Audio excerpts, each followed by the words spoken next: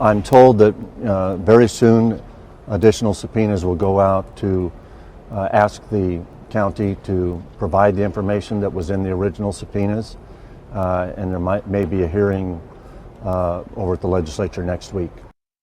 This is ongoing. That's a former Secretary of State who's overseeing this unprecedented audit of our ballots for state Republicans. Ken Bennett warned this morning county supervisors, you heard him, could be subpoenaed because they haven't turned over all the technical equipment the Senate is asking for. Well, now it looks as though Republican leaders are kind of walking that threat back a little. Political editor Dennis Welch is live. They're losing support from more party loyalists, Dennis. Yeah, now specifically, Republican senators want access to the county's computer routers that Sheriff Paul Penzone has said could expose classified, sensitive law enforcement information. Now, as for issuing that subpoena, the county board, I've been texting with Senate President Karen Fann, and now she says she hasn't fully made up her mind whether she's going to do that, although it still remains an option if the county does not give them the routers that they are seeking right now. Now, others involved with this audit also tell me that Fann would like to work this out with the county before taking such a drastic step as issuing a subpoena. But I don't know what kind of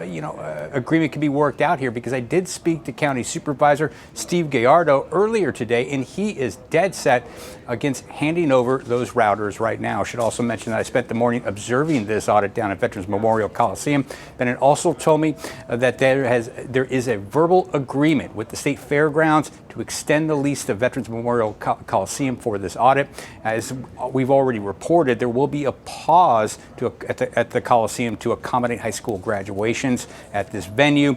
And Bennett now says they can return the following week and expect to resume counting on May 24th. Back at you. Dennis, I saw Ken Bennett said today that they hope to have maybe 300,000, 330,000 done by the end of the day today of the 2.1 million ballots. So this is moving really slowly, but I was happy to see that Senator Fann is getting back to you, because we aren't hearing a whole lot from Republicans at the state capitol about what's going on, whether they approve of this, and the transparency issues continue. I mean, they want these routers from the county, but they're not willing to say how they even chose Cyber Ninjas, this firm, or who's paying for this, aside from the one portion which taxpayers are paying for. Well, Jared, as far as not hearing from Republicans down at the state legislature, really about the only one we're hearing a lot from is Paul Boyer, who has now come out and says he's having a little bit of buyer's remorse now, that he regrets supporting this audit, and now says that it makes him and it makes other Republicans down at the state Senate look like, quote, idiots. Now, as far as the number of ballots that have been counted, about 300,000, that is a snail's pace. They've been counting for nearly 3 weeks now, and they still have about 1.8 million ballots to get through. So even after they return,